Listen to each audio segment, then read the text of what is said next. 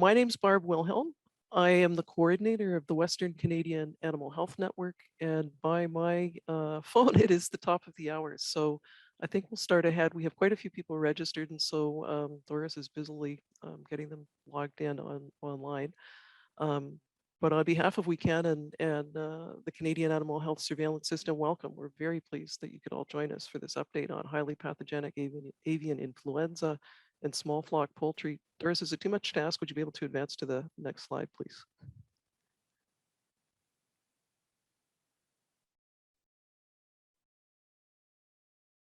Perfect, thank you very much. So we basically have about 3 objectives as a group for this webinar. We want to familiarize small flock producers with avian influenza and why they may have been hearing about it. We want small flock producers to leave this webinar extremely enthusiastic about biosecurity and how important it is. And we'd like you also to have some awareness of what supports are available for you across Western Canada when you need to reach out for help. And so consequently, here's our agenda for the evening. We'll have quick introductions, followed by an overview of highly pathogenic avian influenza, or HPAI, description of recent HPAI detections, discussion of biosecurity for small flocks and what to do if your birds look sick, followed again by a description of some of the supports available for you as small flock producers across Western Canada. And our panel of very talented speakers then will try and field your questions at the end of the presentation. And so just a couple of housekeeping items, I guess, because we have quite a few people registered. We would ask that you restrict yourself to the chat in asking questions, and only ask questions in the chat if you could, just to try and economize on space. I think that's it. Doris, did I miss anything in terms of? Perfect. Thank you, ma'am. Okay. Again, if you wouldn't mind advancing to the next slide, then please, Doris.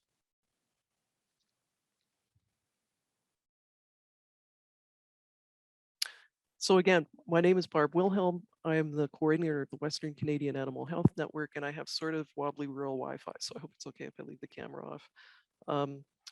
And so WeCan, as it's known, as with CAS and in fact the other animal health surveillance networks in Canada, really is a group of people with varying backgrounds. We meet regularly to share our data and our experiences. And as a group, when we meet, we try and convert that to actionable information. And doing that, we try to improve animal health in Western Canada in the case of WeCan and nationally in the case of CAS. And so WeCan currently has 4 species or sector networks: beef, dairy, small ruminant, and poultry. And our poultry network members consist of veterinarians and lab diagnosticians, some of whom you'll hear from tonight, actually, as well as provincial ministry veterinarians and researchers. And so again, we get together, we share the data each of us has pertaining to the last 3-month period.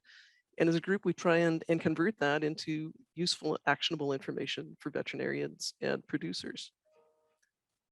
Currently, we have a variety of information at our website, which is www.wecan.ca, for both small flock producers and veterinarians, including our network reports. And the poultry network reports always have a specific section discussing happenings in small flock animal health across Western Canada. We also have infographics of the podcasts, and we also host 2 listservs for non-specialist veterinarians in Western Canada who are trying to offer veterinary services to small flocks or small-scale swine producers. And this gives those veterinarians who would be GPs, if you will, a chance to ask questions of poultry and swine experts.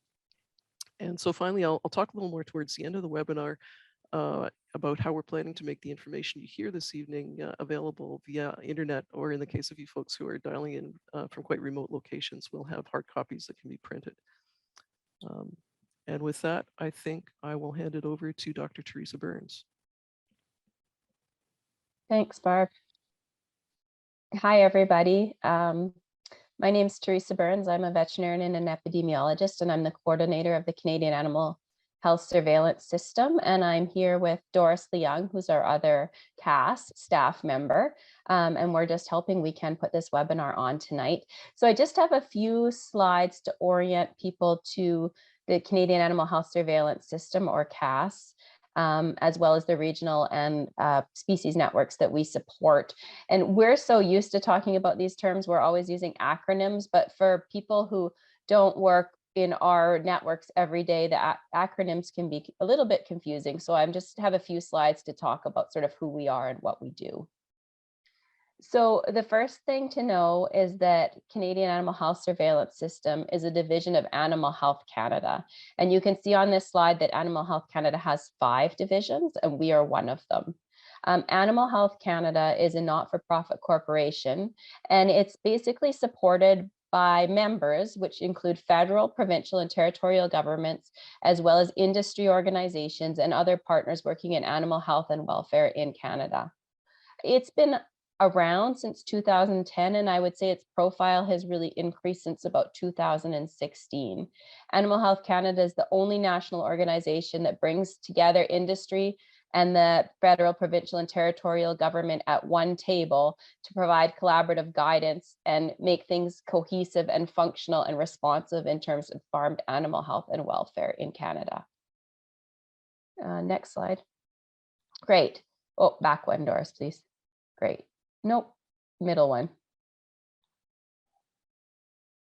It should say Canadian Animal Surveillance System on it. I think we need to go forward one. Anyway, the Canadian Animal Health Surveillance System, sorry, I'm just gonna, so within Animal Health Canada, the Canadian Animal Health Surveillance System, or CAS's specific work is in animal health surveillance. So our job is to support coordinated and responsive animal health surveillance. So in other words, what that really means is we gather and communicate information about animal health and disease so that collectively we can make best choices about what we should be doing to manage contagious diseases, and with that ensure confidence in the food supply and support our farmer livelihoods. So at CAS, we work across animal types, and this includes both terrestrial and aquatic animal types. And we work with organizations such as provincial government, veterinary organizations, universities, and animal sector organizations. So an example of that might be like Dairy Farmers of Canada. And we also work with the regional networks. Now, Barb has pointed out the Western Canadian Animal Health Network, but there's also networks in Quebec, Réseau, in Ontario, the Ontario Animal Health Network, and then in the Atlantic region, there's Atlantic Canada Animal Health Network. So we should be up to the acknowledgement slide now, Doris. Great. So I just wanted to point out that our funding is coming through the Agri Assurance Program under the Canadian Agricultural Partnership. So right now, the majority of our funding is coming through this funding source, and it's allowed us to really grow over the last couple of years. And then if you could move to this slide about following CAS. So like we have various ways that we communicate with people about animal health surveillance. We have a website, which has some tools on it that are useful in terms of reportable diseases, disease alerts. So if there's an interesting disease alert, that'll be posted on our website. We also have a podcast series with, I think, 13 podcasts, a few of them on poultry. And then we have Twitter that we use for more rapid communication. And so that's it. That's all I have to say. So with that, I'll turn it over back to Barb, I think. Thank you. Perfect. Thanks very much. I am pleased then to introduce our first presenter, who is Dr. Holland Maloney. And Holland grew up in Calgary, Alberta. She graduated with a Bachelor of Agriculture and Animal Science from the U of A in 2014. And after completing that, she moved back to Calgary to attend the University of Calgary, where she enrolled in the Joint Veterinary Medicine and Master of Public Health program. She graduated with both degrees, which is impressive, I might add, and in 2019, and started with Prairie Livestock Health Services shortly thereafter, and she serves swine and poultry clients. So welcome, Holland. Thank you, Barb. So I'm going to give a bit of an overview of avian influenza viruses themselves, and then some of their transmission, clinical signs, how they move, and some of the regulatory and surveillance that's currently being done in our industry. So avian influenza, or bird flu, is caused by a group of different influenza A viruses. that are found worldwide, so they're everywhere, and they're most commonly found in waterfowl and shorebirds, but can affect any species of bird. And they can also on occasion affect mammals, so you'll most commonly see them in swine. Sometimes they can move over, and on occasion people, which I'll talk a little bit more about in a future slide. So waterfowl commonly are affected, but they don't always show clinical signs. So they might appear healthy, but still be shedding the disease while they're moving. And it is super contagious among birds, so it spreads quite quickly, and it can cause illness and death within our domestic bird species, so including chickens, ducks, and turkeys. Next slide. So the two broad categories of avian influenza are the low pathogenic AI and the high pathogenic AI. And these are classified based on essentially their severity of illness that they cause within birds. So low path, as it says, typically causes little or no clinical signs in infected birds. So they generally appear healthy or very mild illness. And it's the most common type of AI that we find. High pathogenic, much less common, but it is the one that we worry about the most, and because it causes very severe illness and death within birds. Next slide. So this is a table from the Community for Emerging Zoonotic Diseases, and essentially they're just an organization within Canada that collaborates with a number of different disciplines and pulls in a lot of essentially computer data from around the world and goes through an algorithm that processes out what might be important for Canada. So what could be important within our zoonotic diseases. This chart particularly is looking at influenza, and then it sends that data to human analysts who decide what could be important in terms of impacting the Canadian economy or Canadian public health or our agricultural industry, and then it creates these signals. So this isn't specific to high path avian influenza, it's just looking at all influenzas. But you can see this table goes up to February 14th, and you can see there's a fairly large increase in the number of signals that are being processed and sent out in reports in the past couple of months, which is why we're here having this webinar, I guess. So transmission of avian influenza, how does it move? So it mostly impacts the intestinal and respiratory systems. So the virus is shed within feces and respiratory excretions. So any oral or nasal discharge, or if there's coughing or sneezing, any of those, that spray can have the virus in it. Birds are infected if they have direct contact with infected birds or contaminated feces. And remembering that birds that aren't showing clinical illness can still be shedding the virus, so contaminating birds near them or contaminating their environment. And it spreads very rapidly through a flock. So once one bird is sick, you'll see it move very quick. And just remember that because it impacts feces and those droplets can get on things, so it can be spread through contaminated clothing or equipment. So your boots, your clothes, your car, your buckets, anything that's moving between flocks and coming in contact with birds can carry the virus. So important to good biosecurity there. And it can survive in organic matter like your litter, and it also can survive for months at cold temperatures. So just because it's cold outside, if it's winter, doesn't mean that it's going to kill it off. How it moves into Canada, so how, or between different countries, is through our flyways generally. So there's 4 major migratory bird flyways through Canada and the US, the Atlantic, which goes up the Atlantic coast, and then the 2 that are of most interest to Alberta are the Mississippi Flyway and the Central Flyway as they pass through Alberta. So any migratory birds coming up from those areas will move into our area. And then the Pacific Flyway, so how it moves up along the coast. So these will be particularly important to watch as we move through spring here. So clinical signs of AI, as I mentioned, the 2 different categories. So low pathogenic AI causes very minimal symptoms to no symptoms in disease or in birds. So severity of disease can be impacted by the species, the age, also if there's any other underlying illness or their environment, you can see varying levels. But generally, they're either not symptomatic or they show mild signs. So you may see fairly non-specific things like ruffled feathers or lethargy, or some upper respiratory disease like sneezing or coughing, a bit of discharge around the eyes or nose, a bit of swelling around the eyes. And in any of our egg producing birds, you might see a drop in their egg production or decreased eggshell quality. In contrast, high path AI, so highly pathogenic, affects multiple organ systems. So it spreads rapidly through the body, impacts lots of different organs, and therefore can cause very severe disease. And often what we will see is just sudden death. So since it happens so quickly and affects multiple things, the bird may die without actually showing any previous signs of illness. So they may appear healthy and then suddenly be found dead.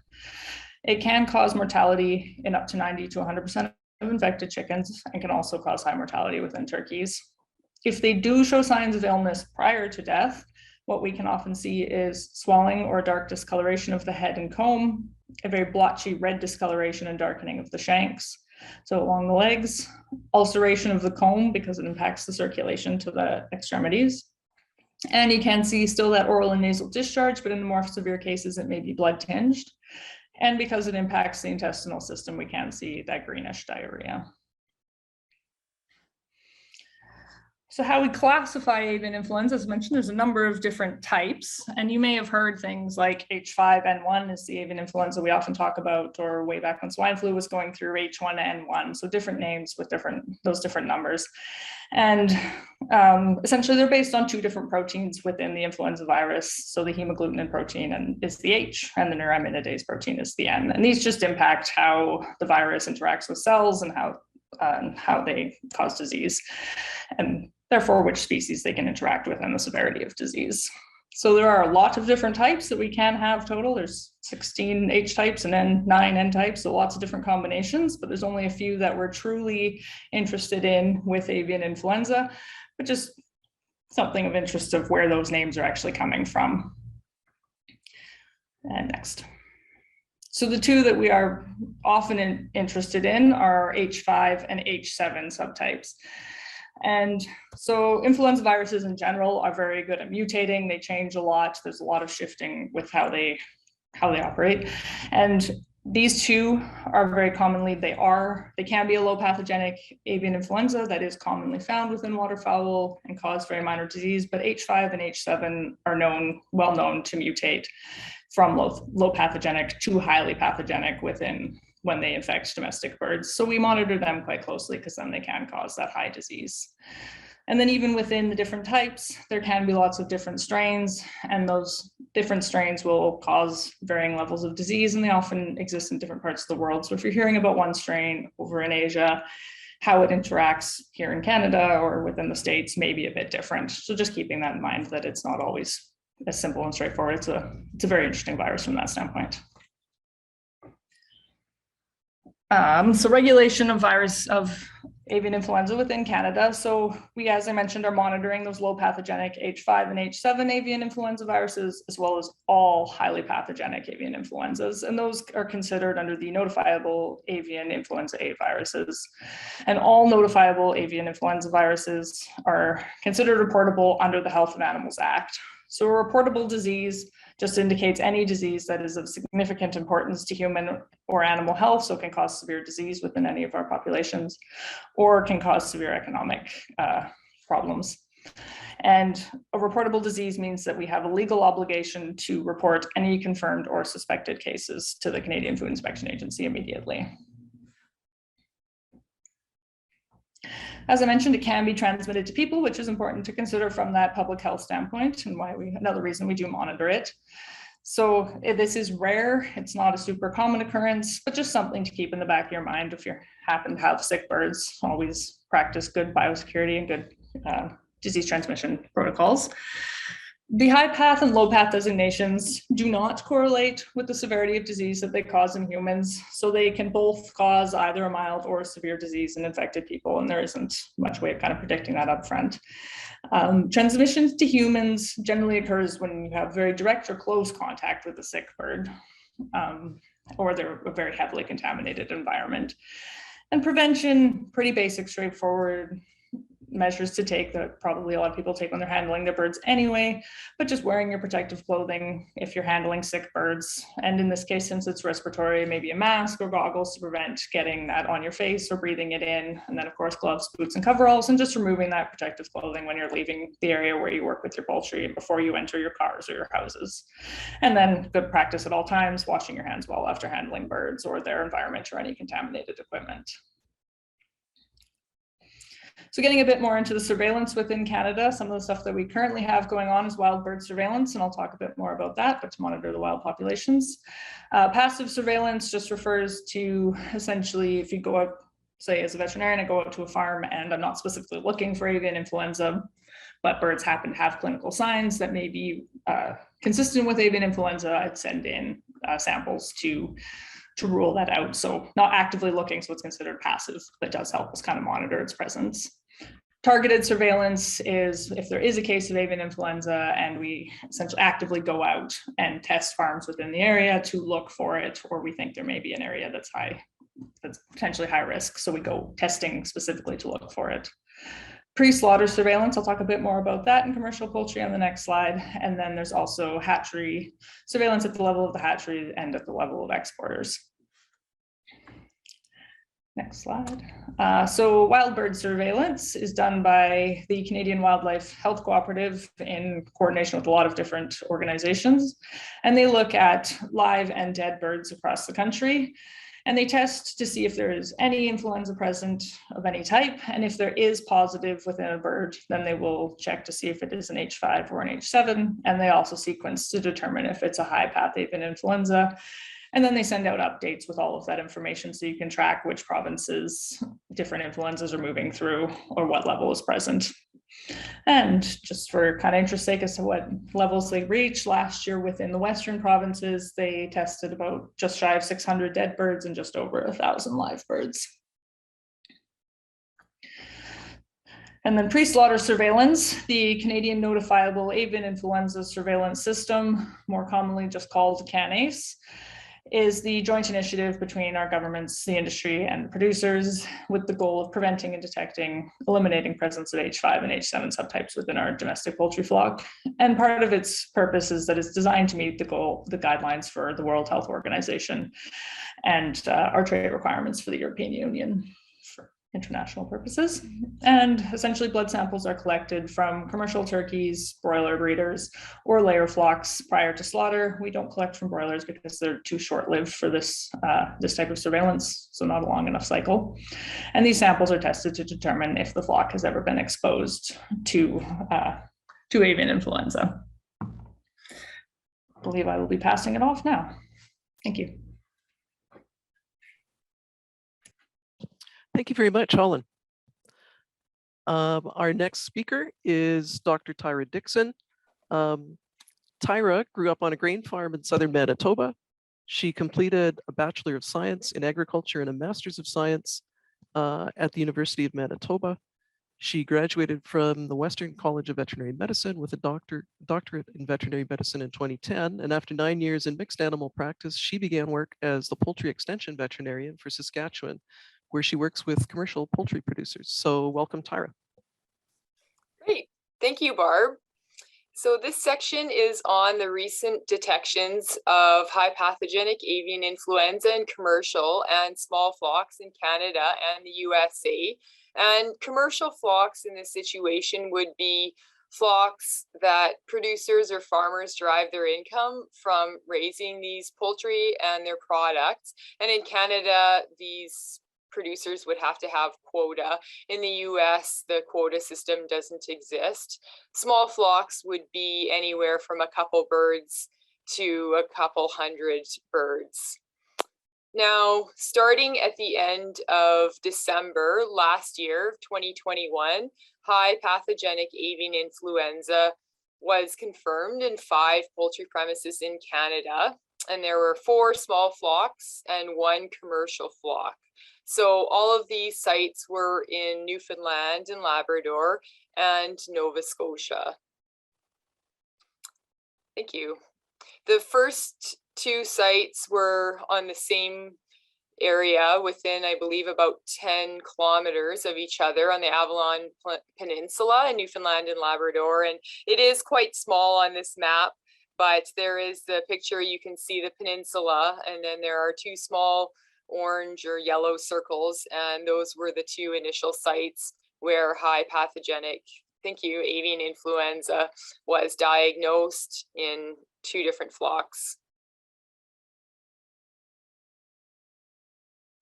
So I have a chart here that we can go through just to see, you can see a little bit of what has been happening with this virus and the date, progression, as well as location and flock type. And then there are some numbers there on the approximate birds that were affected at each of the infected premises. So end of last year, 2021, and beginning of 2022 were when we saw the Avalon Newfoundland flocks affected. The first one was a mixed exhibition flock with different types of poultry on site, and then the next one was a backyard flock. Beginning in February, Eastern Nova Scotia saw an infected premises. It was a backyard flock, and then Western Nova Scotia, and that was commercial turkeys. So you can see the number of birds there, 11,800 approximately for commercial turkeys versus smaller numbers for the backyard or the smaller flocks. And then middle of February in Western Nova Scotia, there was a mixed flock. And there was there were a couple sources that said this was commercial, but the Canadian Food Inspection Agency source had listed as a mixed operation, so not a commercial flock. There was additionally a reported at the end of February, a bald eagle tested positive for high pathogenic avian influenza in BC. So I thought this was important to note. This is the first high path avian influenza incident on the Pacific coast. I didn't mention the other wild birds or waterfowl in Canada that did test positive for high path avian influenza, and there were at least I believe 7 or 8.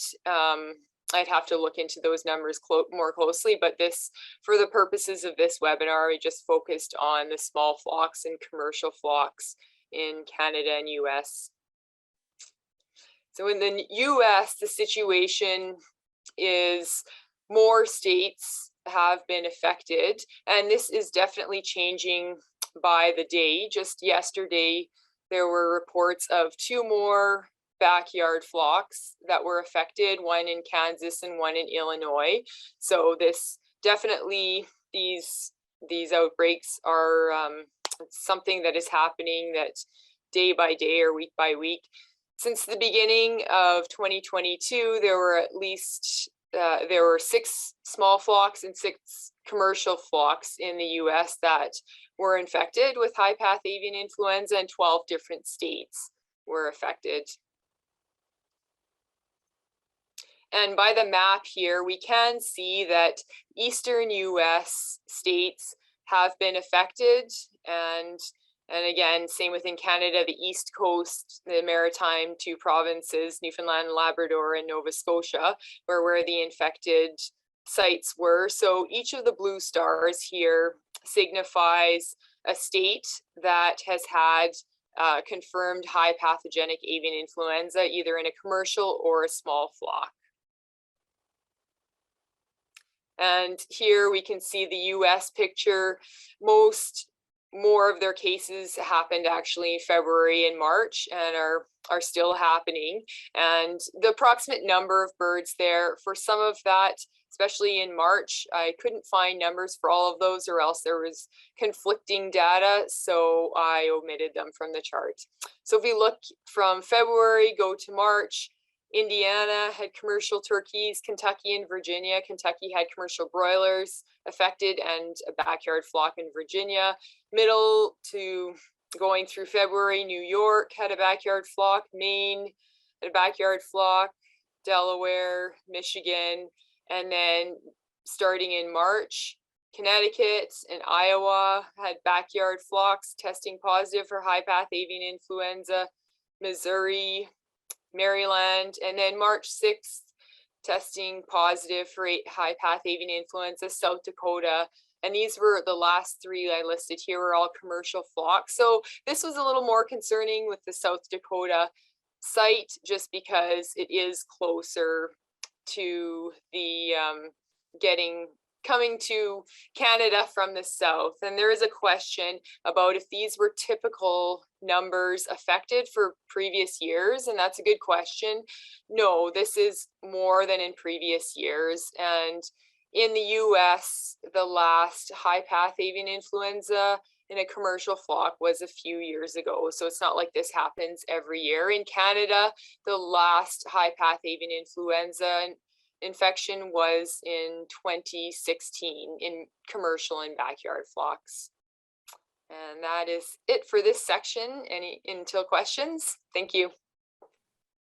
Great, thanks, Tyra. That was in a sort of alarming way illuminating. And speaking for myself, when you look at some of those American cases, particularly in South Dakota and Iowa, can't really rate them to the Atlantic flyway. So that's a little ominous for us here in the West.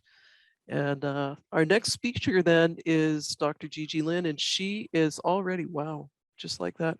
She's got her PowerPoint up. So I will quickly give her a bit of an introduction. Dr. Lin received her Bachelor of Science in Agriculture degree from the University of British Columbia and earned her Doctor of Veterinary Medicine degree from the University of Saskatchewan at the WCVM. Gigi joined the Canadian Poultry Consultants Limited in 2017, where she provides diagnostic, research, and field services to the poultry industry in Western Canada. In addition to the commercial industry, Gigi particularly enjoys small flock medicines, and in 2018, she established Small Flock Veterinary Care and provides veterinary services to small flock owners and non-poultry practitioners. So we are delighted to have you. Welcome, Gigi. Thank you very much, Barb. When I first asked to participate in this webinar, I called dibs on biosecurity because this is my favorite topic to talk about. I felt like I can go on and on forever, like 20 hours to talk about biosecurity and share the stories that I hear. But I only have 20 minutes today, so I'm just going to share some real cases that I see from day-to-day practice and to emphasize how important biosecurity is. First of all, I want to talk about biosecurity and emphasize that biosecurity is so important, not only because we're only talking about avian influenza, because there are lots of diseases. As you can see, this is a very recent survey that was done in 2015, trying to get some data from some US lab to look at some submissions from postmortem exam from backyard chickens in US from 2 different labs and some of the familiar names that we hear. So over 50% of diseases that are seen in poultry can be spread from one flock to another. And this is why it is very, very important to not only talk about biosecurity when you know or we anticipate AI is coming, but also very important for your day-to-day practice. I'm going to jump into my first small flock case. I'm going to call it case A, which is from a hobby farm with approximately 30 layers, roosters, and layers, pullets of mixed breed of age. These birds were presenting with depressions, some labor breathing, sneezing, reduction in egg production. The owner did a really good job, so she bought some sick birds right away to the Animal Health Center in Abbotsford in BC for postmortem examination. I can tell you right now, this is my most memorable case in my last 5 years of practice, and you can see why. When I received this report from the small flock owner, my jaw literally dropped. Like, these are mycoplasmosis, infectious coryza, ILT, the 3 most common backyard diseases, contagious, that we can find, and particularly in the Western provinces, they're all from one same flock. As usual, we asked about some history. So what's going on? This is really, I want to emphasize that I don't want to embarrass any owner or any cases here. This is a very routine thing that we do for every case. We're trying to learn what happened. So these are definitely really valuable lessons. And right away, you see some red flags here. Purchase birds from at least 5 different sources. So mixing of birds, different age, different breed, like unknown sources. Most recent purchase was from a live animal auction. And if for those of you who have been to a live animal auctions, these are places that has really not sufficient biosecurity and very limited history from where the birds are coming from. And the birds seem healthy, so the owner decided to introduce the flock into the flock right away. And obviously clinical started to show in both the new and existing birds. I would say a story, a scenario like that probably happen in over 70% of the cases I see. It's always start from new birds entering the existing flock, either from like purchase birds or return from show, or even birds that escape and come back. I see that a lot in high flyers, pigeons, and also birds like from another flock from the same premise. So these birds, even when they're seemingly healthy, didn't show any clinical signs, it doesn't mean that they cannot carry pathogens. And especially when you're introducing birds, when you're moving birds from one location to another, it's very stressful to these birds. So there's a really high tendency where they can reshed the virus again and cause an active infection. So quarantine, it's really the best strategies for people who are hoping to still introduce birds to their practice. And this is not proper quarantine. When a bird is sharing spaces, sharing water, sharing feed, birds sneezing into each other. And I'll have believe Dr. Bowles will talk more about isolation in a bit. Case B is a hobby farm with 70 layers of mixed breed and age. This particular client, she loved hatching eggs, fertilized eggs in her backyard. And in this case, she only had one bird with a swollen eye. She did a couple really good things that I want to share with everyone. First of all, before even giving me the call, she isolated that particular sick bird in a hospitalization right away. And when she designed her coop, when she built her coop, she already have locations where that set up some really good hospitalization pens that are separated from her flock. So she's really prepared. And she also ran through the whole flock and then inspect the whole flock for clinical symptoms. So I want to emphasize that isolation, you don't wait until you find out what the final diagnosis, don't wait until you talk to the vet or your friends. It must start as soon as the clinical signs showed up. Another thing I really need to give credit for this particular client is she also sometimes sent fertilized eggs to her friends or her clients to other provinces, different location. So she contacted her friends from Alberta who just received some fertilized eggs from her flock right away. So don't forget about vertical transmission. There are some diseases such as mycoplasmosis that can be vertically transmitted from the parents to the egg. So make sure that your eggs, that your fertilized eggs, it's part of your biosecurity protocol. And this is where it comes in handy when you have a contact tracing record, have a visitor log. Anyone that had recent contact in the flock must be notified right away. So they know what to do. They can look for clinical signs. They can enhance their biosecurity programs. One thing that I always tell my client is you are the police for your flock. You're the only advocate. You have the right, set your own boundaries and restrict visitors. Ask questions, especially your friends that have birds like in their backyard, especially those that work in a commercial farms. These are definitely high-risk visitors that you probably don't want them to be close to your flock. Always have a separate set of PPE available. That's in case you have some visitors to come in. I want to share this picture. I really like the idea of using disposable plastic booties. I use that all the time when I go to different farms, and they're cheap, they're disposable. You don't have to deal with them, clean them, disinfect them after. One thing I want to emphasize is this is me coming out from a turkey farm, and that's turkey droppings.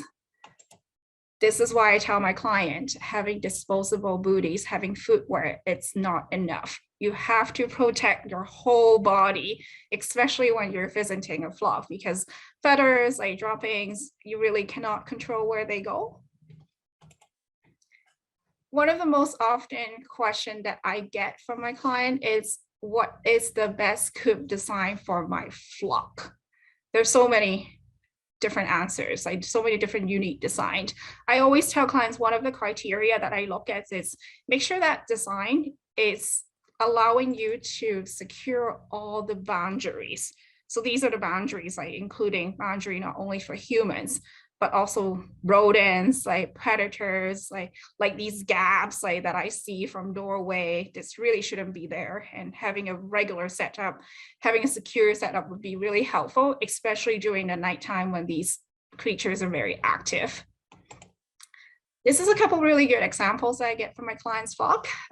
For example, this left picture, particularly here, you see all the mesh wire. It's really nice, tucked in with enough substrate on the floor that raccoons or animals like badgers that likes digging, that's a really good resources to use. So really think about creative affordable options that can secure your fence line and deter wildlife.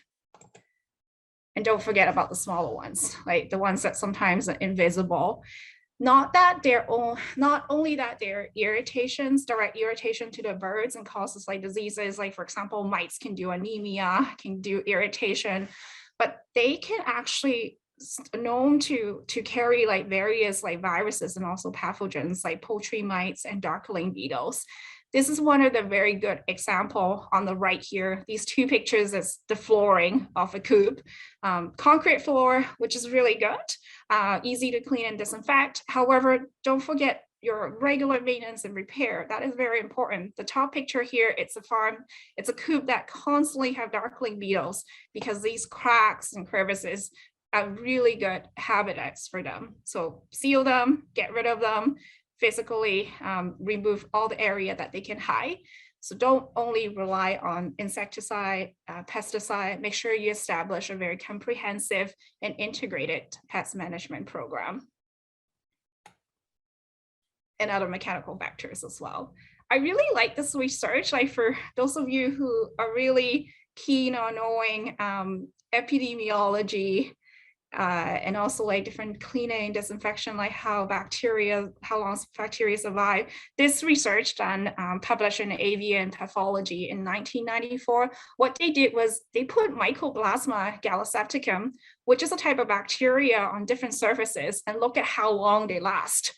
And this tells you like feathers, like 4 days, feet 4 hours, rubber 2 days, like for example, and this is, we're talking about normal, regular conditions and not in considering the fact that there's some conditions that are more favorable for certain bacteria and also viruses to survive for a longer period of time. So don't forget about, your pets, like your other sources that can offer what I call like a free ride for the pathogens. Those are also very, very crucial in your day-to-day biosecurity practice. This is my favorite small flock picture of all time. The reason why it's not only that it has like a really fancy chicken coop that I would probably live in, but I want everyone to focus on my arrows here that I pointed on. This is such a smart idea from this particular client. What she did was she bought some, she said the name is actually aircraft wires. So what they are, I Googled them, they're actually galvanized wire roped that are placed 1 foot apart, like between the gates here. And what it does is it's really effectively deter all the swooping predators like big wild birds that comes into the flock. So that's a really inexpensive and affordable way to do it. And I look up like galvanized wire rope, they're really durable. They last like for a very long time, probably a little bit of setup cost, but for someone who has like a smaller setting, this is a very practical way to how to like deter the wildlife, particularly predatory birds like from entering the flock. Another thing to remind everyone is to regularly trim the tree branches. Those are areas where birds can perch, they can drop feathers, they can have nests of their youngs, and also have like droppings that drop into your property where your flock can reach. Especially helpful with AI in this particular situation, with having access to wildlife being a very high risk, as we all know. Your water sources, they're open water sources, definitely on the left, like that's an example. There's more risk associated with it, like attracting wildlife, a very lovely environment for all the pathogens, parasites that we talk about, impossible to clean up. There are some practical options, some not, like really depending on how big that open water source is. I would say manage like all the water puddles that you have, like try to minimize it. If you can't really eliminate that particular water source, perhaps the strategies would be to fence off that area. And for those of you who have like chickens particularly, or ducks or turkeys, if you don't want them to get into a particular area in an open space, with like low fences, option is to trim their feathers from time to time. That will really limit their jumping ability to cross a certain barrier.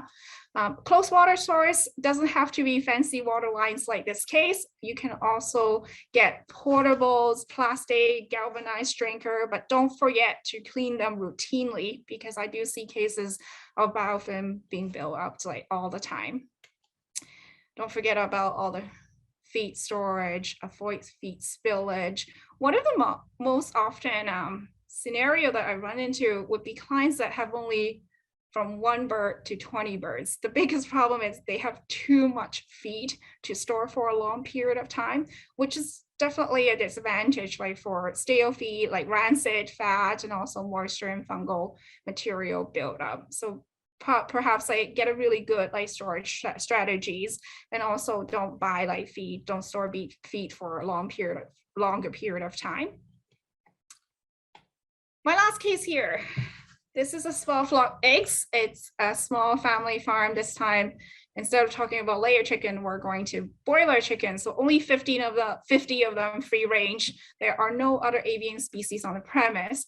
And at 40 days old, this is how the birds presented. Like you see the first picture, very depressed, birds tuck underneath their head, tuck close to their body. The second picture here, you'll see the birds like actually open up mouth, like gasping for air, having some breathing difficulty, and very severe conjunctivitis. You can tell by all the crustiness, all the dirt like litter around this bird that stick on that watery eye. So post-mortem exam, review hemorrhagic tracheitis. And we made the final diagnosis based on PCR tests and also histopathology tests with the final diagnosis of ILT, which is known as infectious laryngotracheitis. It's a viral disease that is very highly contagious. We see that in BC a lot in both small flock and also the commercial industry. This particular virus it's a very smart virus. The reason why it's very contagious is it's capable to spread through aerosol like dust, liquid droplets over a very long distance. So then another chat with the clients and finding out where their address is. This particular small flock is located next to a commercial broiler farm that was diagnosed with ILT a week ago. And for those of you who are familiar with the Fraser Valley, this is a map that I got from Google Satellite.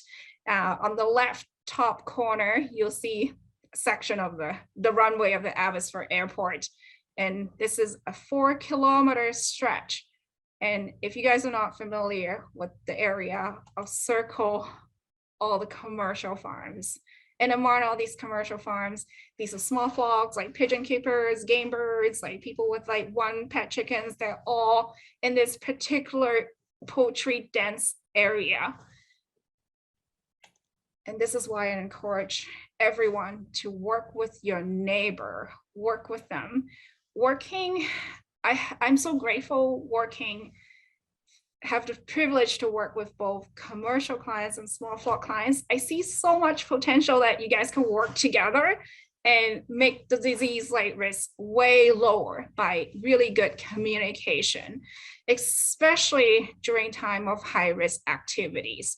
Not only during times where, like right now, we're very worried because like potentially there's lots of AI cases like across the world, but also during times where there are other high risk activities where diseases can spread from one to another very quickly.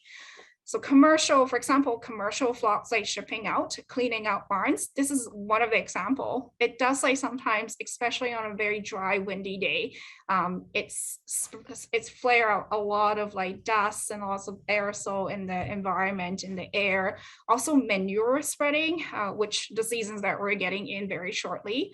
Windy days, like there's days that are very windy that increase like the spread of viruses and pathogens through aerosol. So it's beneficial for everyone to work as a team. Like it's just like how, I'm a part of the neighborhood dog watch, we're watching out for each another. And all you have to do is sometimes it's as simple as like, hey, like tell your neighbor, commercial, small flock, like whichever commodities you are in, I'm shipping tomorrow, I'm shipping next week. Like maybe it's a good idea for you to lock your birds up during that period or adjust your ventilation during that period so that they're less likely to expose to the aerosol particles. going back to small flock eggs. So 1 week later, this owner from small flock eggs called me again. The IoT positive broilers were slaughtered already, and the coop was cleaned and disinfected within 1 day. And immediately they decided to put some new layer pullets put in that same coop. And unfortunately, these birds shows up with similar clinical signs within a week. I decided to go visit this particular barn, and this is what I found. Unfortunately, thorough C&D is very crucial. It's not only the floor, but also if you guys can recognize what they are, they're actually blood. These are clotted blood that's from the IoT bird because they're sneezing out constantly, like coughing out blood like from their trachea because of that pathological damage here. I'm not going to talk too much about thorough cleaning sanitation because there are so many different versions that are available, how to step-by-step clean your facility properly. The thing that I'm going to emphasize is make sure the dry clean is very important. Remove all your organic matters, like that's your feces, blood, feathers, like leftover feeds. And I also want to emphasize drying.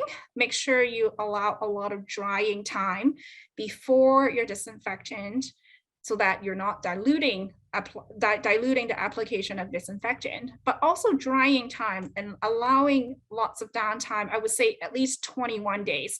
If you are especially when you're experiencing a disease outbreak, allows time for clean out, disinfectant, but it's also allowed time for the barn to just sit and wait until these fragile pathogens and viruses, bacteria to die off naturally. Second tip, if you're constructing new barn, is think about surfaces that are really easy to clean and sanitize. Ideally waterproof, that will go a long way, and also it will be more durable over time too. So I hope by now you understand that biosecurity is really multi-dimensional. When people ask me what's the definition of biosecurity, there's no one sentence that can thoroughly define what biosecurity is. It's ultimately like the procedures, rules, like educations, keeping up to date, and ultimately it's your attitude that determine how determined you are to protect your flock. It's just no different, like, you know, buying a home security system, how you protect your home and your valuables from all the bad guys. Like you reach out to different resources and also have a really good attitude like towards protecting your valuables, just like your flock. My take-home messages here. I want to end with a really positive note. Small flock has so much fun, so please don't be discouraged. As a poultry veterinarian, I work with chickens client every day, and every disease outbreak, even every cases, I learn so much from the cases, from the clients, from my fellow colleagues. So make it as a valuable learning lessons every day. Don't be discouraged. Really important to establish your flock biosecurity protocol. Make it practical, make it fun, make it affordable. Use a checklist. Work as a team. Stay up to date. It's very helpful, and utilize available resources. This is my last slide here, my go-to resource. It's Small Flock Poultry Health. This is a really good PDF like copy of all the things that you need to know about like backyard chickens. This is put together by the Ministry of Agriculture, and particularly the small flock biosecurity section. It was written by Dr. Vicky Bowles, who's the next speaker. It thoroughly goes through all the topics that I haven't covered yet, like for example, like vaccinations, like disinfectants, like products. So I highly encourage you to go online to look for it. If you can't copy this link, I put on the keyword Google search here, Google search small flock poultry health manual. This should be the top one that shows up on your list. And thank you, everyone. I'm glad that I don't have stories about AI today because I don't want to see it. I haven't seen it yet. Back to you, Barb. Wow. Just wow. Gigi, we are all so glad you dibsed biosecurity. That was great. Thank you very much. As we shift around PowerPoints, our next speaker, as Gigi mentioned, is going to be Dr. Vicky Bowles. And Vicky is a board certified poultry veterinarian with the American College of Poultry Veterinarians. And she has worked for 32 years as a diagnostic avian pathologist and poultry health veterinarian with the BC Ministry of Agriculture. She recently opened a part-time private vet practice specializing in small flock poultry medicine. Most notably, maybe she is a veteran of 4 notifiable avian influenza outbreaks and the exotic Newcastle disease outbreaks in Southern California and Mexico. So welcome, Vicki.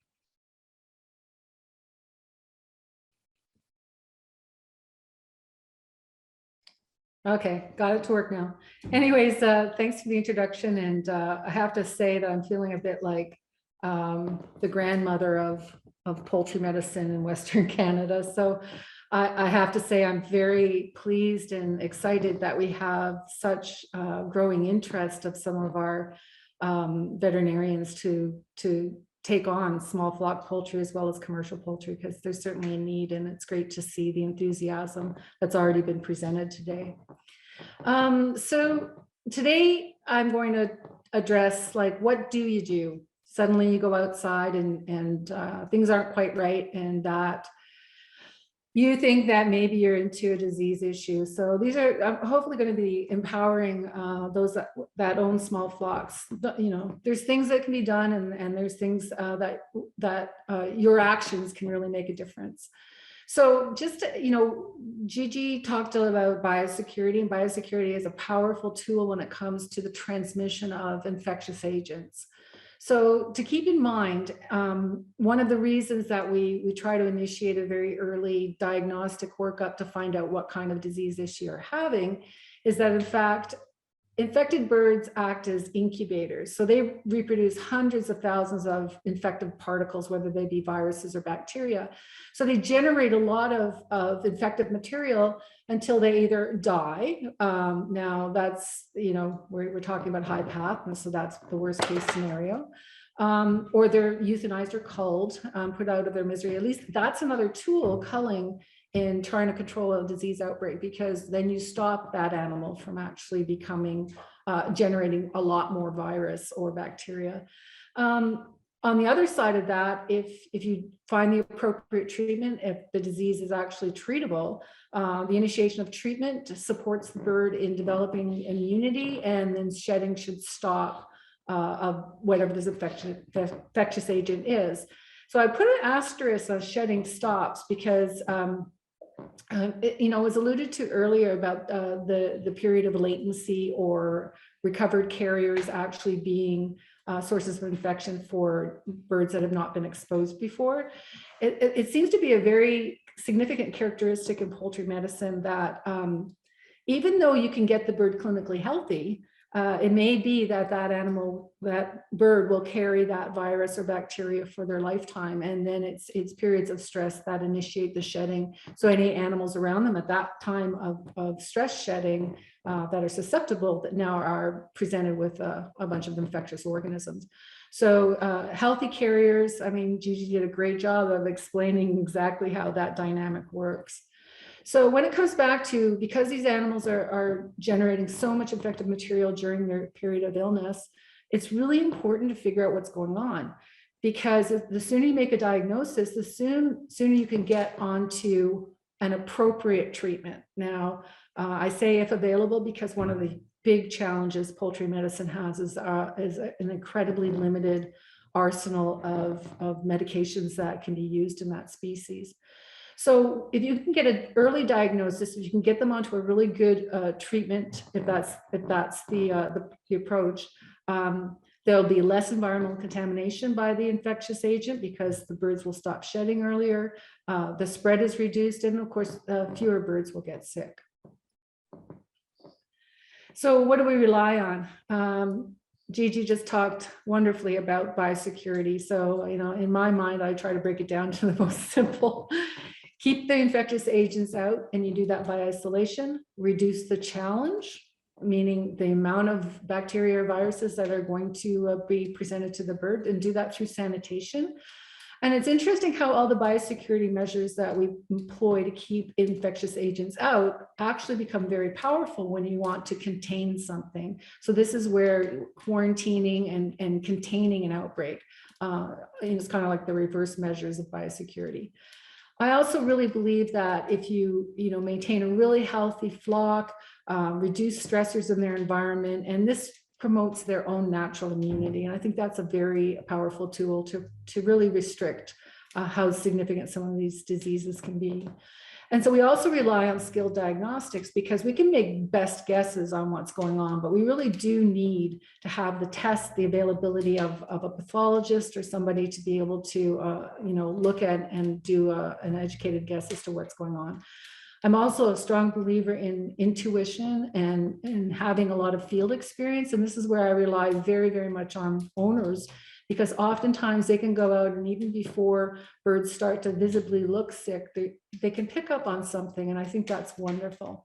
And also what's really important is actually to get the birds onto an appropriate treatment. And I keep saying appropriate because sometimes the guess out of the gate may not be the right one. And so oftentimes we may have to modify a treatment. Okay. Next. Excuse me for a second. So disease management basics come down to getting to know your birds, and that's spending a lot of time with your birds. Excuse me. Trust your instincts. Keep good records. Seek a prompt diagnosis. Sorry. Put them on the appropriate treatment. And then there's the actually caring for the birds. So when you have sick birds, sometimes the best thing is to take that bird from the group and isolate it so you can provide it with supplemental tender loving care. You can treat that bird. It also gives you a way to actually assess what's going on in the flock. Because if you pick out one bird and you go back later that evening and there's 3 more birds, you get to see a progression of the disease as it's starting to express. Another approach, of course, is to eliminate the affected bird, but I think there's 2 options depending on what your philosophy is.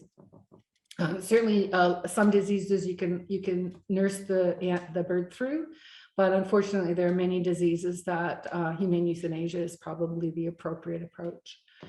I'm going to talk to you about what self-quarantine is, and that is intended to be an empowerment, cleaning and disinfection, disease prevention strategy. So understanding the risk of bringing in new birds, of taking birds to an auction, those kind of things. Vaccination, unfortunately, is another limited tool. I wish it was more available for small flocks. And of course, buying healthy replacement birds is basically how we continue to have healthy flocks. So this whole idea of self-quarantine is it really is something you as a bird owner can do to limit the spread of disease. Now you're going to limit it between the birds in your flock, but you also really don't want to be able to be responsible for spreading the disease off the farm into neighboring flocks. So, and this is, again, it will make sense. And I think this is the gift of COVID, is everyone started to very much understand disease transmission dynamics and things that we weren't talking about, PCR and all those things. Now everybody has it as second nature. So thank you, COVID. Next. So what to do? So when to act, when to actually consider self-quarantine. When there's been and I say unexplained, because it could be something like you go in and a mink has gotten in and killed a bunch of birds, or if you have maybe it could be a weather event. There may be a reason why you have birds that are sick and or dead, and in that way you don't really have to self-quarantine when you know what's going on. So when you have an unexplained increase in mortality, I mean, chickens tend to live good lives. We don't expect to have a lot of mortality in mature laying hens. So an increase in mortality that you can't explain, if you start to see abnormal behavior, if you see difficulty breathing, if you see wet droppings or diarrhea, so you're starting to see the presence of a clinical disease. And then again, a little bit about record keeping, it becomes really important, because that's a way you can assess whether the birds are getting sick by just knowing how much they clean up their feed in a day, water consumption, if you're able to measure that, changes in production parameters, like suddenly the birds will all stop laying. So when you have an unexplained and something is kicking off that instinct that something's not quite right. So this is when you start to enact the self-quarantine. So I can barely see that. Do you guys go back? Something to do with I'll talk it through. It's a ghosted for me, and I probably is for everyone else. So anyways, the next step is once you have that, something's up, seek help from your poultry advisor. So this is actually initiate some diagnostics. So when you start a diagnostic investigation, call your vet. But what becomes important and what you can contribute to the situation is to really nail down and just take some notes. What is it you're seeing? When did it start? Are things getting better? Are things getting worse? Okay.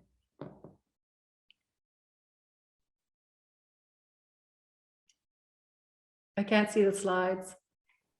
I'm just gonna change the color quickly so you can see it. Oh, sorry. Yeah, I don't know whether what that was all about. So.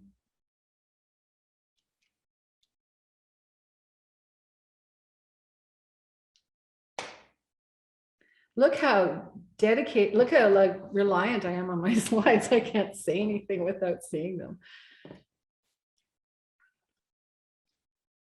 So the whole idea is like, once you no, thank you for that.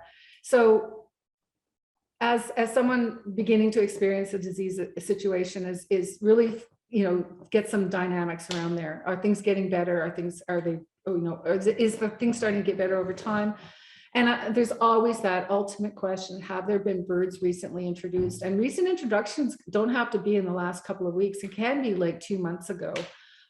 It's always important, I think, to offer your suspicion. I think that as the pet owner or the animal owner, that you can have some ideas as to what's going on.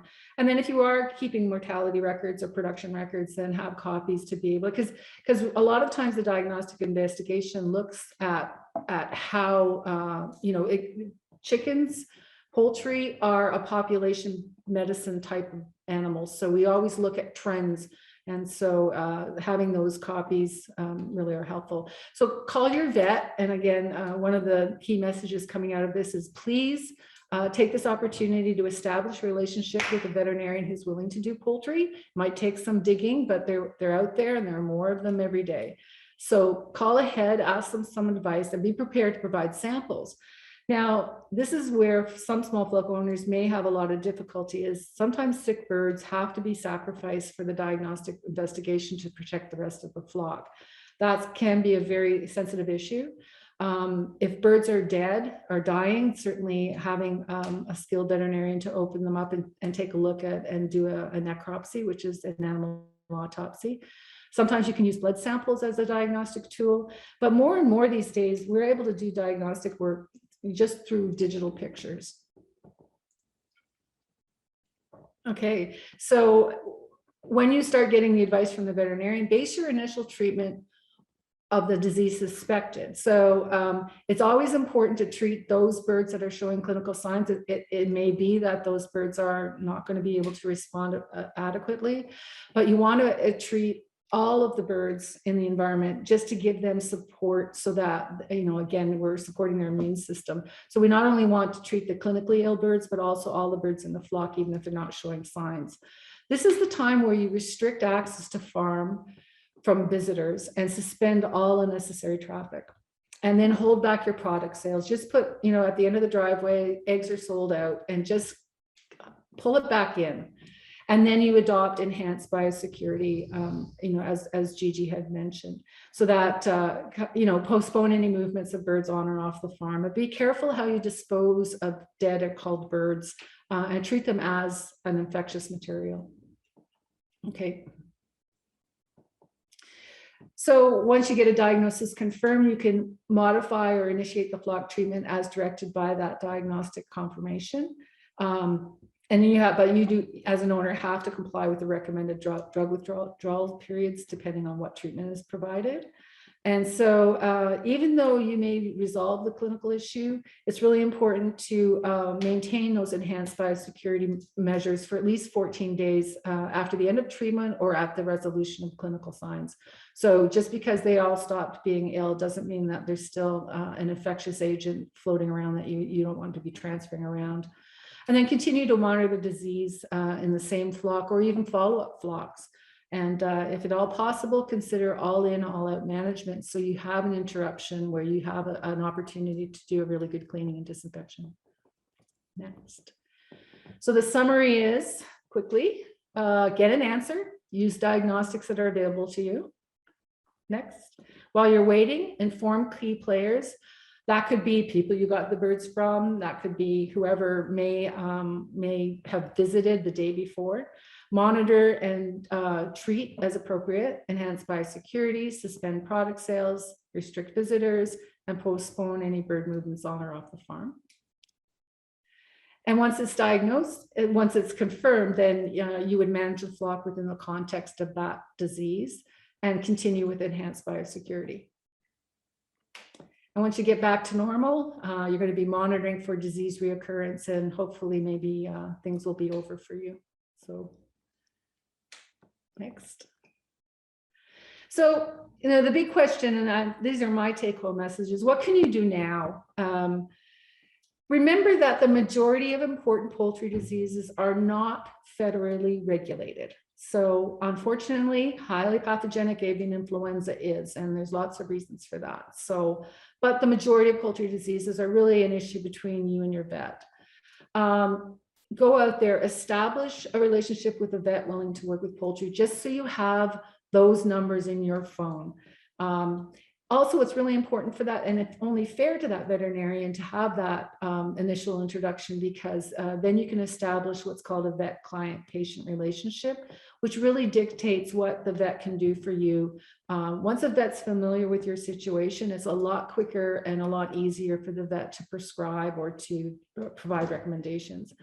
So the important contact numbers are going to be the vet, the local diagnostic lab, if you have access to one, the provincial Ministry of Agriculture. And also, because our growing concern around HPAI is really figure out where your CFIA district office is near you. There is a 1-800 hotline for CFIA reporting, because if there is a suspicion of HPAI, it must be reported to CFIA. So prepare by getting those things in place. Next. So stay informed, like today, and seek credible information and avoid gossip and opinions. So there's a lot of really good stuff out there. I would steer people towards some of the extension departments in the universities in both Canada and the US. Start keeping records, just noting down when people come and visit, noting down on your wall calendar that today I went to the feed store and picked up the bags of feed. Some kind of just some of the activity that's on and off the farm. There's another one here. I think it's really important for small flock owners to learn humane euthanasia techniques, or at least know somebody who can help you with that.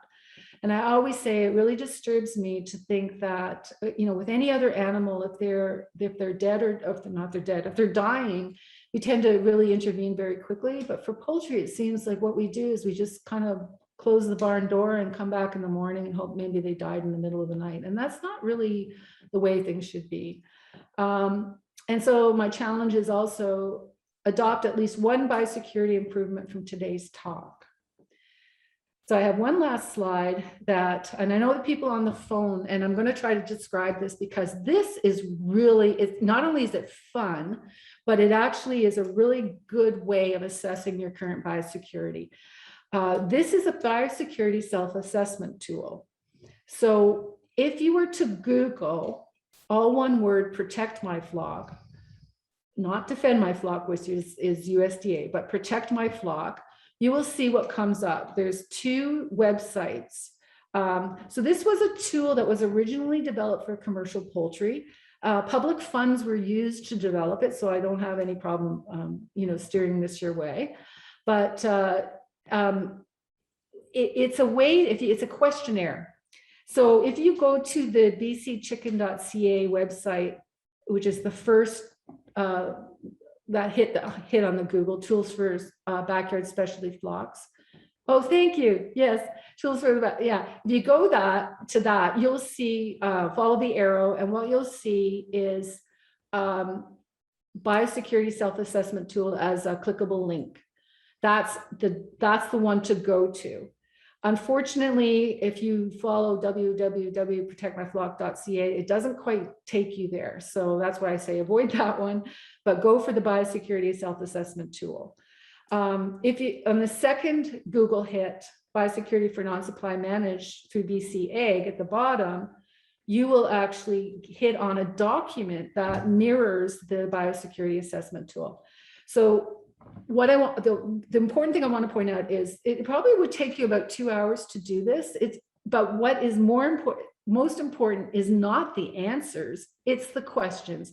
The questions, if you go through and ask yourself these questions and answer them honestly, you will have learned Biosecurity 101, because if you understand why they're asking the question, then you understand biosecurity. For example, you know, if they asked you, do you change your footwear between the barn and the house? And the point I want to make about this self-assessment tool, the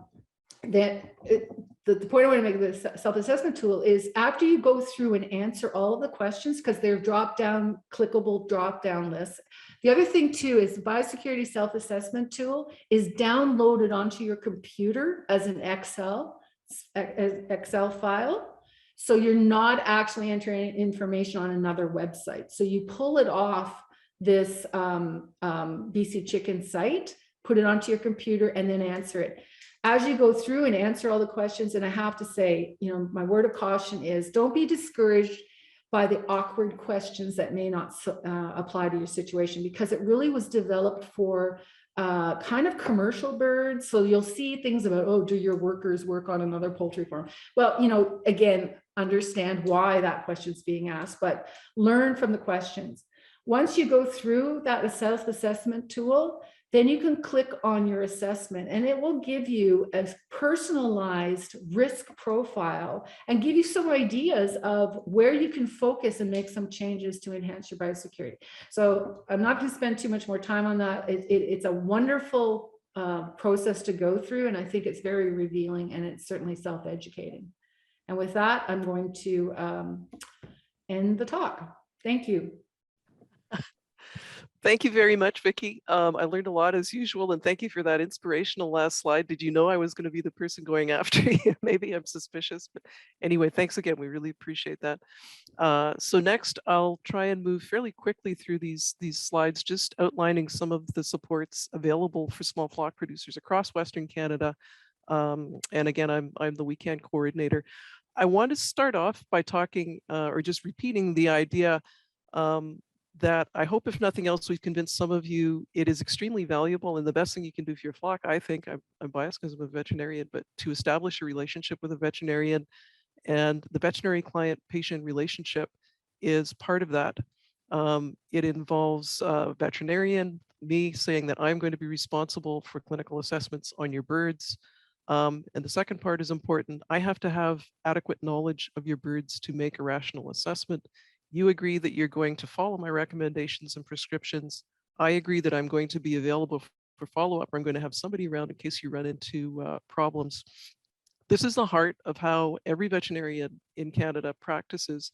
And so I hope some of you will go maybe for the first time to a veterinary clinic. And I thought it might just be helpful for you to understand this is the outline for how we work with people. And I hope it gives you a little bit of understanding the next time you're talking with us. Next slide, please. So in British Columbia, then, veterinarians are governed by the College of Veterinarians of BC, and they have a website where you can go on and they have a little widget where you can find a veterinarian or a veterinary practice close to you. They also have telemedicine guidelines for veterinary practitioners. So if you happen to find there is no clinic close to you, or the clinic for some inexplicable reason doesn't offer service to small flocks, telemedicine may be an option for you, realizing that the veterinarian is going to have to function within the VCPR. In terms of diagnostics, you have a wonderful animal health lab there at the Animal Health Center. Unfortunately, it's currently closed for renovations post-flood. Next slide, please. And so in the meantime, diagnostic samples from animals originating in BC are being sent out to other labs across Canada, even as far as the AHL in Ontario. And so this next point as far as small flock programs in BC is when the AHC is open again, when it's done the renovations, there's a wonderful program that Vicky's familiar with, in which small flock submissions have a well-subsidized rate for postmortem and testing, and they will take samples directly from producers when the AHC is open and they're able to offer that service. In the meantime, if you have a health problem and you want to send samples, or samples need to be sent to the lab, they need to go through a veterinarian because all of those other receiving labs at the moment have that requirement. Your Ministry of Agriculture makes available on their website some resources, the really excellent small flock manual that Gigi had mentioned already, as well as one on small flock egg handling. Next slide, please, Doris. And finally, Vicky wanted me to mention that both she and her colleague, Dr. Tony Redford, are available through a toll-free line and also via email for general questions, and probably the most important part of this slide. And they also are available to offer free small flock workshops throughout the province of BC. All you need to do is reach out to them either through that number or through email to let them know that you're interested in something like that.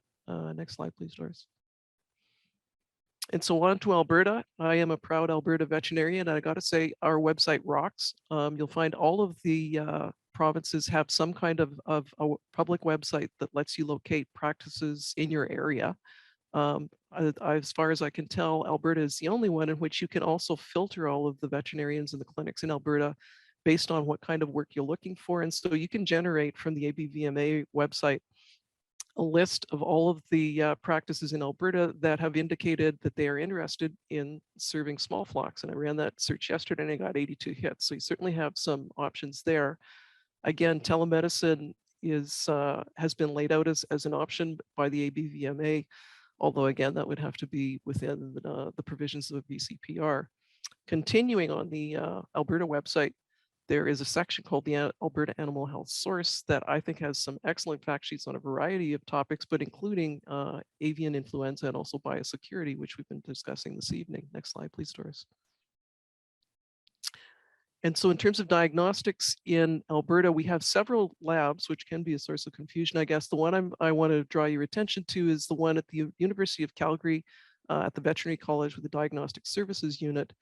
And they are offering very quickly an increasingly large footprint and a larger range of services. And I'm really pleased that they're taking on that role of the provincial laboratory for practicing veterinarians, which we have somewhat been lacking here in Alberta for a while. It is important to note that they only take submissions from veterinarians, though. And so again, if you're in BC trying to find some kind of lab support out of province, you'll be needing to be working through a vet. Alberta Farm Animal Care Association is another group within Alberta. They have some upcoming workshops and for an introduction basically to small flock production, both in face-to-face and virtual. And finally, I'll start talking about the Alberta Ministry of Agriculture that has, I think, a great website with some really good material, both electronic and some that you can download, and covers some of the topics that we've been discussing in terms of biosecurity and zoonoses. Next slide, please, Doris. And Alberta Agriculture also supports a program for small flock producers called the Alberta Non-Commercial Non-Quota Program, which is somewhat similar to the one available in BC. And so small flock owners in Alberta can submit dead birds either directly to the provincial lab, and it's important to note that that is not the one at UCVM. We'll see more down below. Or they can do that through their veterinarian to the provincial diagnostic lab, looking specifically for 3 diseases of interest, ILT, which you've heard some discussion of, Newcastle disease, and avian influenza, and then those charges are covered by the province. That being said, you can't just put a bird in the mail. You need to talk to someone at the ministry at one of the phone numbers down below, and they will establish whether you and your flock situation qualify for the program, and they'll help you make the submission from there if you do in fact qualify. Next slide, please, Doris.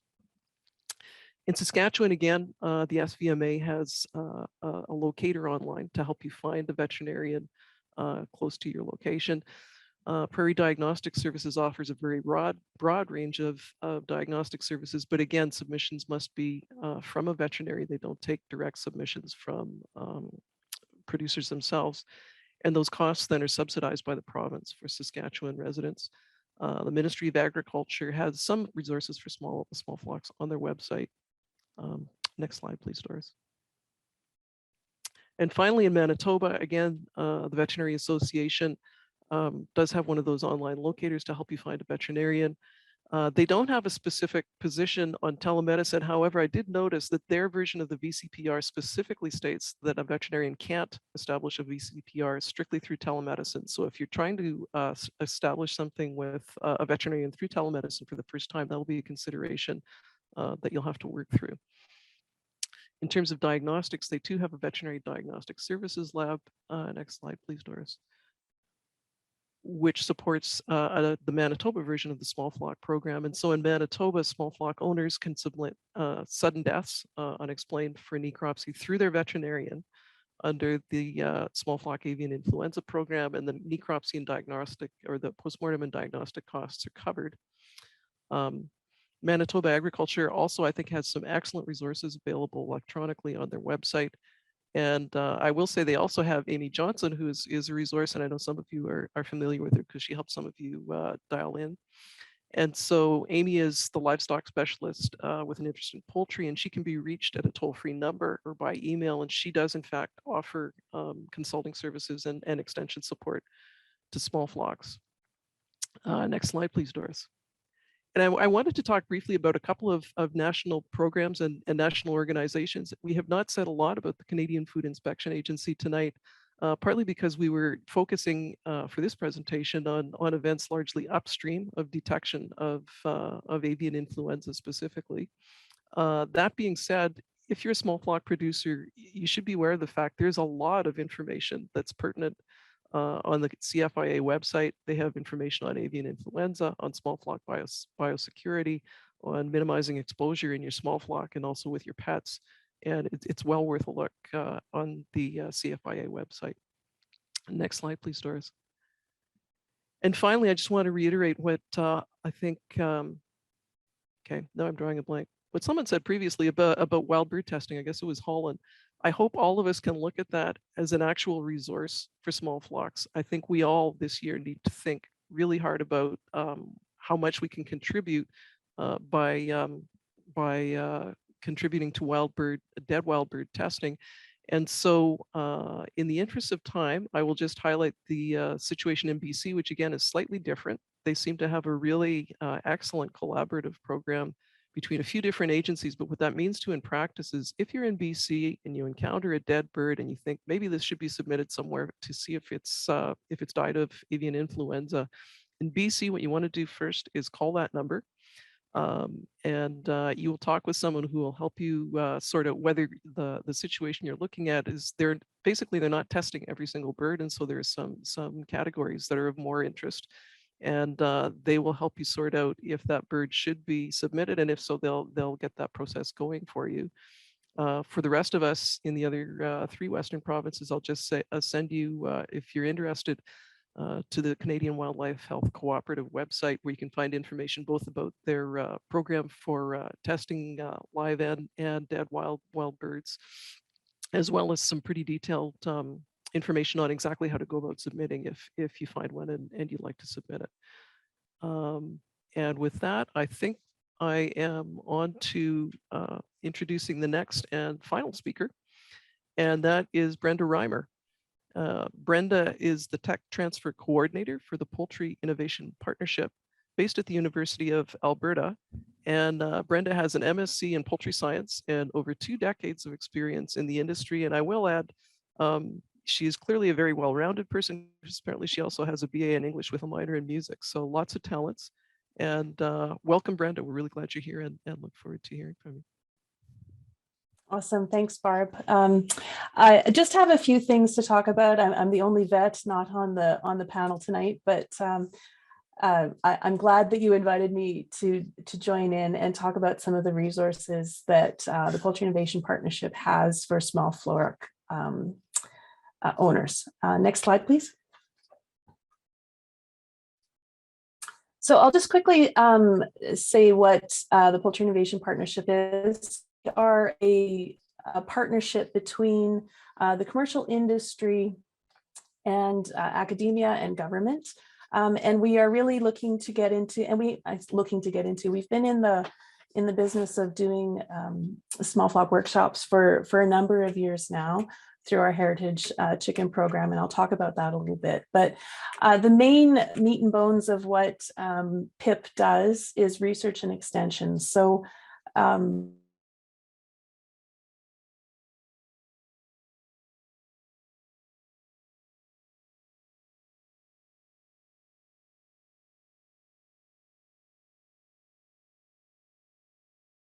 doesn't mean that it's work on a commercial farm or even a small flock situation.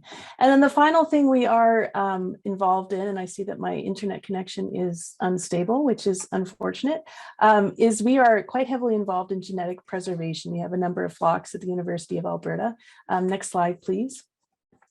That we maintain as, and so these flocks are, they had commercial significance in the past, and we have maintained these flocks, some of them for decades, 30 years or more. These flocks have been maintained unselected. So what that means is they aren't selected for growth, breeding, any of that. They are just, what happens in the pen stays in the pen. So there's some very interesting strains that are available there. So this is a major focus of PIPS and the University of Alberta. Next slide, please. And I share all of that to say that the strains that you see here are some of the ones that we actually sell chicks through, and I'm not here to do a sales job or anything, but all of these strains that you see here have had commercial significance back in the day. And in fact, some of them have some very unique genetic components that you don't see in commercial strains or in most strains of birds that are available in the backyard as they are right now. So the brown leghorn has actually been shown to have some, and all my vet friends on the call will probably be able to know what this means better than I do, but has a very unique major compatibility, MCH class, major compatibility histocomplex, something like that. I know I said it wrong and all the vets can laugh at me, but they have been recognized as having some very unique traits. For a backyard person, that might not be very helpful, but for the commercial industry could be interesting from a sustainability point of view going in the future. The random bred 1978, I always like to talk about these guys. They are a dual purpose strain that actually have been unselected since 1978. So they are a representation of what commercial chickens were like. If you were getting chickens in 1978, this would be a really good representation of what those chickens look like. So that's one of the main things that, and since I'm talking to a lot of small flock owners, I wanted to talk a little bit about the strains that we have. Next slide, please. Because we are so closely connected to the commercial industry, we love all people who love chickens and or any kind of poultry. So we have developed small flock workshops. It's a 4-hour course. It's over 2 evenings. You can see there the topics that are covered in the course. Taryn Gerard, she's one of the vets who I know she's here tonight. She does our biosecurity and a disease management section of the course. This course allows, if you were in the city of Edmonton and wanted to have a backyard flock, it does meet the requirements for certification as a small flock owner. And we are adding more municipalities as time goes on. Next slide, please. So I just want to let you know that if you're interested, or even if you are highly specialized and you've been keeping chickens in your backyard for years, we'd be delighted if you would come to one of our classes. I think we learn something new every time. There's new questions and interesting things happening every time. Or if you have friends that are looking to get into having backyard chickens or on the acreage having their own flock. We've had 100% of the people who have attended our courses said that they would recommend it or would take it again if they needed to. Since you are here tonight, I'm happy to provide a discount code for the courses coming up. You can see the dates there. It's HPAI webinar. And to reach how to register, you can go to poultryinnovationpartnership.ca/events. And one of the things that we're hoping to do as PIP is to provide more resources going forward for small flock owners, whether that's ability to helping you keep records, helping you connect to a lot of the resources. I've listened with great interest to all the resources that are out there. So we have a strong community of people that follow what we do, and I'm excited that we're going to be able to share some of that information. The more knowledge is power. That's what I always say. So the more we can share this information, the better we all can be. And I think that's all I have. So thank you very much. Great. Thank you very much, Brenda. Thanks for braving your veterinary colleagues and coming to join us tonight. We really appreciate it. And I can vouch for the webinars. I took them last year. I took one of them last year, and they are wonderful. So now we are on to the question section. Sorry, I'm not multitasking well here. And I think there have been some that have been posted in the chat. I could, maybe Barbara, I could just read it out if that's easier, and then Sure, we could just take it away. You bet. Okay, so I have a question on Alberta. So someone asked, I'd really like to know Alberta's policy regarding poultry event shutdowns if a positive HPAI case is found in the province. I'm involved in organizing poultry shows and market events. So I don't know if Taryn, Tyra, or Holland can answer that question.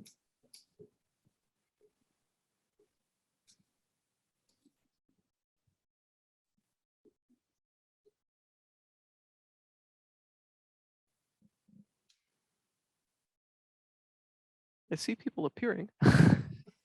Go ahead, Holland, if you can answer that question otherwise. I guess in terms of when we do have a positive, they often will shut down movement, particularly around that area, and then monitor movement in a certain area around. And essentially they set up those controlled zones going out from a particular area, and that will determine how much movement is permitted. So it would depend on how close you were to the actual case, but it is quite a large distance that ends up being completely shut down and then restricted beyond that to just necessity. And then beyond that becomes open. But likely if there was a case within the province, yes, pretty much anything non-necessary would be shut down. Erin, do you have anything else to add to that? No, that's it. It's just quite a restriction of movement until there's more control. But yeah, Pauline's completely right.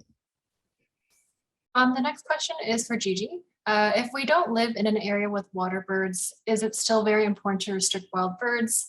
We have a regular farm where our birds free forage. It is either let them out or keep them locked up.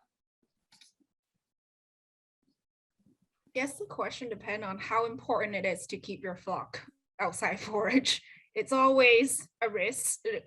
One thing to be able to identify is that's part of your biosecurity assessment, right? What are your risks? So if your flock are going outside, if your flock have access like to wild birds, there's definitely poses a risk of exposing like your flock to diseases that are carried by wild birds. As I mentioned, not necessarily that it's AI we're facing. There's lots of diseases that can carry by wild birds. So knowing your risk, probably having some strategies like how to mitigate your risk would be very helpful. Like for example, in scenario like that, if we are seeing migratory birds like high activity, maybe it is a time to try to restrict your flock movement as much as possible. Other strategies would be to minimize the contact from your flock to wild birds would be where you store the feed, like things that attract like wild birds. Water sources, as I mentioned, like if you have puddle waters like pool, would that be possible to confine them? And also have a really good solid health program. Like this will include talking about vaccination. I don't know what the flock size you're talking about. Some of the flock size you may be able to vaccinate against certain diseases. Parasite control, like for example, those are something that can talk about once again, going back to set up a vet patient client relationship with a veterinarian would be really helpful because we want to look at it. Every case is very different. Vicki, do you have anything to add? Yeah, I actually see it from both sides. I mean, you're absolutely right on the money. You have to know what your risks are and do what you can to mitigate it. But I also see birds on range as a way, as a form of dilution. so that they're actually out there and they're not as densely packed in if they were inside. The other thing too is the outside has got good disinfectant properties with drying and UV light and things like that. So there are things that you can do, exactly what you said, like don't put your feeders outside. You know, but there's lots of things like mites in the sparrows if you allow them to nest, you know, so knowing your risk, mitigating it. But I think everyone should be prepared if there's ever an order to bring birds in, to have that, to be able to accommodate that. But I don't see at this point, you know, it to be that important to confine birds. Next question. So noticed Dr. Gigi had a picture on had a chain link and another one where the run was open on top except for wires to deter predators. Small birds like chickadees can still get through the chain link top. Is that okay? For avian influenza, are we mostly worried about big birds, migratory birds, waterfowl, or are we locking tight against songbirds as well? And feel free, Gigi or excuse me, Vicky, to jump in. I'm gonna redirect that to Vicky because she knows much better about wild birds than I do, especially songbirds. Yeah, the thing with you know, influenza viruses, even the high path ones, that you know, they're all different, and so their species susceptibility and where they cause disease and how they're carried is quite different. Can be quite different. So when it comes to songbirds right now, there are certainly some surprises happening when they're monitoring for wild birds, things like crows actually sick and dying. But what we've always noticed, it doesn't occur with the recent introduction from the Eurasian strain that we're all worried about. But before that, there were spillover events where if there was high path in the poultry, the birds that were in the vicinity, the songbirds in the vicinity would pick it up. Now, whether they were transmitting it through their intestinal tracts, unlikely. They were probably just vectors from being in a contaminated environment. But that's a very specialized situation where you have a known outbreak area. So right now, the songbirds don't tend to be so much on the radar as the translocators like the migratory birds.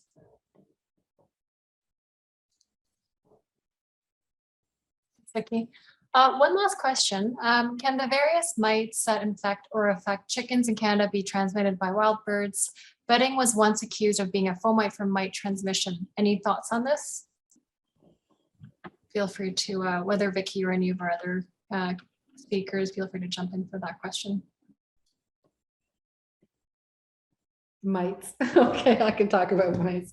So, you know, we battled two particularly insidious strains, the northern fowl mite and the roost mite. Both have different biologies. So the northern fowl mite is very much chicken adapted, and it does spend its entire life cycle on the bird. So you look to other bird sources as carriers of the northern fowl mite. And so, like I said, the sparrows in the nest can take it. Other birds coming in can take it. The problem with the roost mite is because it's much more spending much more of its life cycle in the environment. That's when things can be transferred through footwear or sharing of equipment, and again removing the litter and transferring the litter. So so yeah, I guess it comes down to whatever. The answer is yes. So yeah, when it comes to mites, I mean, you have to really worry about just anything being transferred from a situation that has had birds in it prior to that, as well as the birds itself. I think that's the last of our questions. So Barb, if you want to just wrap it all up, that'd be great. Sure. Okay. Well, get back to the mysterious black box that is me, apparently. I just wanted to share with people who are online that we will have a recording this available eventually, I think through the CAS website. Is that correct, Doris? Yep. So you can go back and refer to that. I'm trying to pull together all of the resources that we've mentioned, and it's a work in progress. It's already a page on the WECAN website called something like Small Flocks and AI resources. I'll try to have everything that we've mentioned there. And for the people on the phone who don't have great access to electronic stuff, I have a bit of an option for you too. Everything that I can print out of the stuff that's been mentioned, I'm going to turn into a zip file, and I'm going to send a copy to Amy Johnson in Manitoba, and she will ladder that out to you guys so you can print your own versions of all the printable stuff from there. And similarly in Saskatchewan, Travis Pearden has very kindly agreed to do the same thing. So all of the, I think there's 10 Saskatchewan agricultural regional offices, you'll be able to get, they'll have a copy of the printable materials there, and you can get them to run a copy off for you. And so I think there's been a fair bit of stuff presented here, and we'll try and make as much as we can of it available to you.